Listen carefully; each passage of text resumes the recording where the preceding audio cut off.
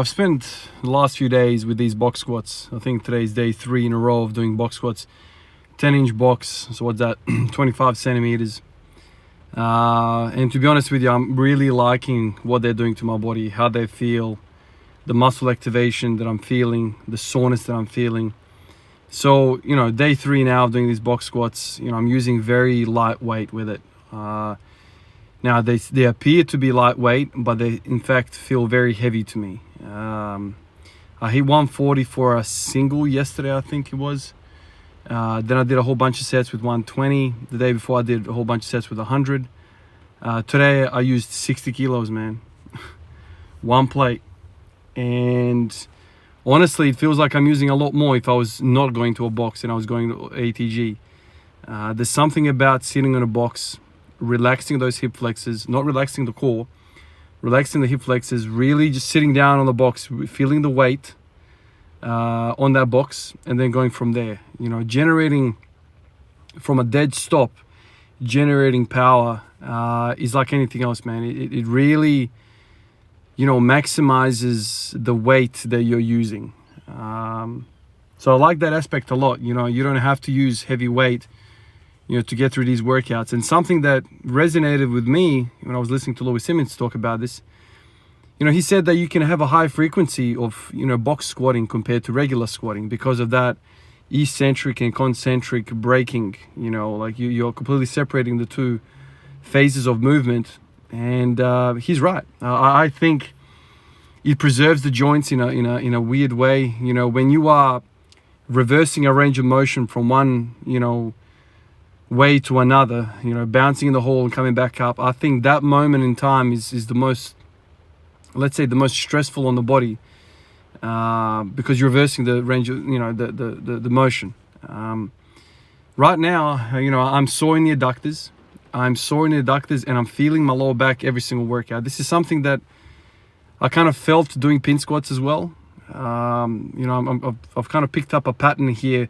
When I was doing heavy pin squats to whatever height, I always felt my lower back absolutely getting fried.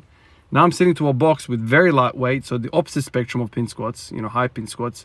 So I'm using sub-max weight, using very, very light weight, coming to a stop again, although not on the pins, on the box. And for whatever reason, that really, really fires up the core.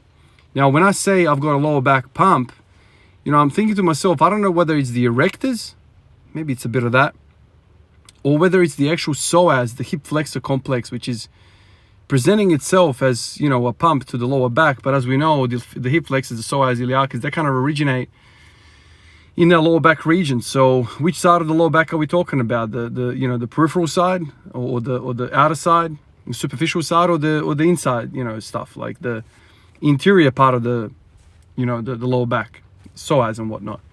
So yeah, I mean, who would have thought, using 60 kilos freaking for 5 sets of 10 will get you this type of workout? But I'm really enjoying them. The idea now is that going to carry you over to my ETG squats? Every single time I've committed myself to some sort of posterior chain movement, and I've worked out the lower back, the hamstring, the a hip hinging type of movement, and I produced these types of symptoms, with the body, the lower back pumps, hamstrings and all that.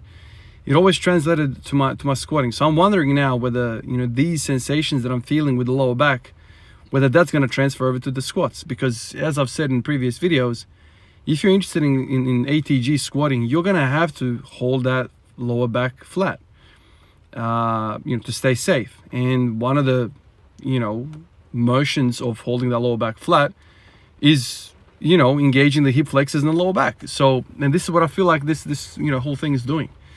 You're sitting back down, you're not relying on any of the stretch reflexes, and then you're generating power.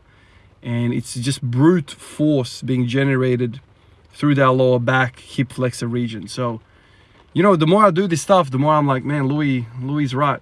I've listened to Louis for a very long time, and like I said in the last few videos, like I was repelled by the aesthetics of this freaking movement, man. It's just, to my brain, it seems like it's so ugly and whatever, blah, blah, blah. But I think he had a point. He had a point. He had lots of people only box squat exclusively box squat in that gym of his. He said they never used to freaking free squat. And then they will go on to a freaking, competition and they would smash the free squat. So, history would say, an experience on his side that he does carry over really well.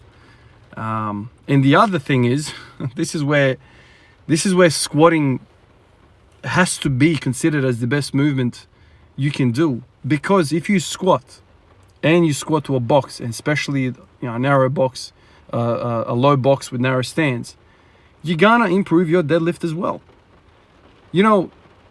But if you do the deadlift, I don't care what variation of the deadlift you do, you're not gonna improve the squat. Unless you're doing something like, I'm thinking about my own experience now. If you're doing something like an RDL, I had success with that. But when I did the RDLs earlier this year, now that I think about it, yeah. So really, maybe it's not so much about, what exercise you're doing. Maybe it's just about hitting certain muscle groups. And the lower back, let's say the lower back, glutes and hamstrings are used in both. So whichever modality you pick, you're going to have to make sure that you get those muscles. Now, the box squatting, carries over really well to squatting and deadlifting. But I guess with box squatting, you're going to have to I'm just thinking to myself, if you do a really high box squat, will that carry over to a deadlift? I'm not sure. I'm not sure about that. For a second there, I was thinking to myself, the squat is superior. But then I thought to myself about my own experience. And I'm like, well, the Romanian deadlifts have also had really good effects. The deadlifts have had good effects. So maybe, these two movements can share the throne. But, I guess you have to look at what's more doable for you in terms of recovery. I've said to you guys many times over that, for me, the squatting motion is a lot more doable and I'm much more resilient to it than doing deadlifts. But then a lot of you guys have said the other side is correct. So I feel like I want to say, do one or the other, but really you're going to have to assess your situation and work it out from there. But right now, like all I've done in the last 3 days is box squatting, and I feel as though I freaking did deadlifting. Like my lower back is just getting fried, even with 60 kilos for a set of 10. And this same type of feeling is what I would get doing RDLs. So, it's strange, man. The body's strange, and they're vastly different movements. One is sitting to a freaking box, fairly upright position. The other one, I'm, fully hinging at the hips. But the same sensation I'm getting. So, I don't know what to make of that. I really don't. I really don't know what to make of that. But, I'm gonna continue with this box squatting business. I haven't now free squatted for 3 days at all. I've been around night shifts and I'm going to another night shift and whatever. And these workouts are not very long. But tomorrow when I wake up, I'm gonna try and maybe get to the gym or something. I'm not sure. I'm gonna try and deadlift and then go from there. And see how a free squatting feels. But right now, I'm really, really enjoying it, man. I don't know how many guys do box squats. I know there was a point in time where box squatting was really, really popular.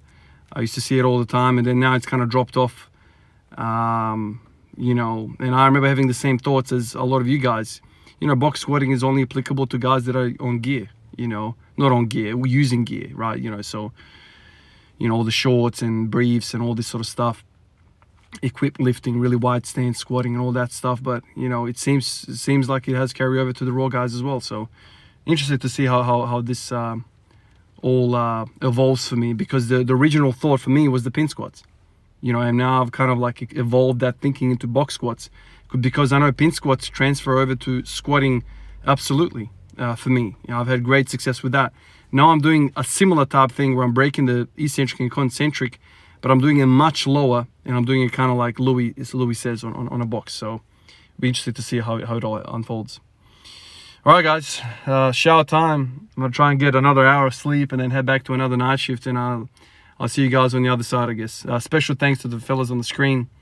Also thanks to the other guys on the Patreon, Discord, Instagram and YouTube comments, and I'll get to you guys in the comments, and we'll continue this conversation, I guess, in all these different platforms. I'll catch you guys in the next one. Peace out.